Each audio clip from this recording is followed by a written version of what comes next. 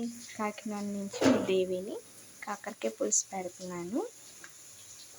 ముందుగా కట్ చేసి పెట్టుకున్న ఉల్లిపాయ ముక్కలు, టమాటా ముక్కలు, అలానే కాకరకాయ ముక్కలు కూడా చూపించాను కదండి.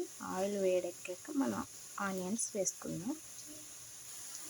ఇదిగోండి ఆనియన్స్ బాగా దగ్గరికి అయ్యాక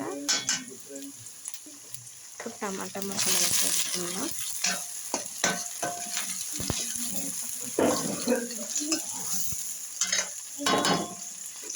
అలాగే ఇప్పుడే ఆడపెట్టుకున్న అల్లం పేస్ట్ అండి, స్పూన్ వేస్తున్నాను. మనకు చేపల పులుసులాగా భలే ఉంటుంది, పిల్లలకు కూడా ఇష్టపడతారు.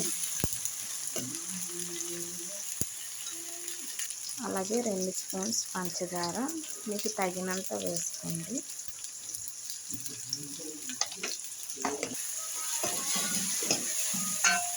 సాల్ట్ వేసాం కదా, తొందరగా మగ్గుతాయి మాట. చూసారు కదా, టమాటా ముక్కలు మగ్గిపోయి కాకరకాయ వేసేసుకుంటున్నాను.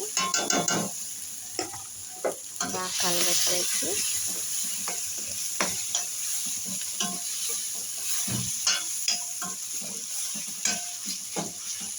అంతే అండి. కాసేపు మనం మూత పెట్టుకుందాం. కొంచెం చికెన్ మసాలా, అలాగే కొంచెం గరం మసాలా వేసి కలిపేసుకుందాం. అలాగే 1 స్పూన్ కారం. ఎక్కువ కారం ఎక్కువైతే ఎక్కువ వేసుకోవచ్చు, ఎక్కువైతే ఎక్కువ వేసుకోవచ్చు. పిల్లలకి కదండి. కొంచెం లాస్ట్లో పులుసు మరిగాక మన చిన్న పందర వేస్తే పెద్ద కారం అనిపించదు. చూసారు కదండి, అది దగ్గరగా మగ్గిపోయాను. మనం ఇప్పుడు చింతపండు పులుసు వేసుకుందాం. నిమ్మకాయ సైజ్ అంతా చింతపండు తీసుకొని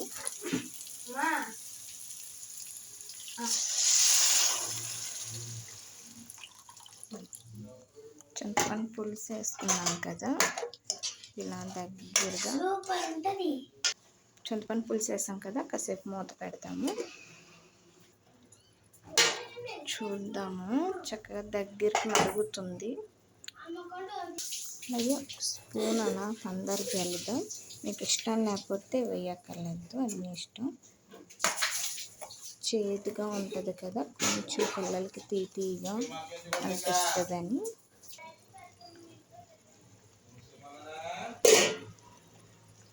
హాయ్ అండి, అయిపోయిన పులుసు రెడీ.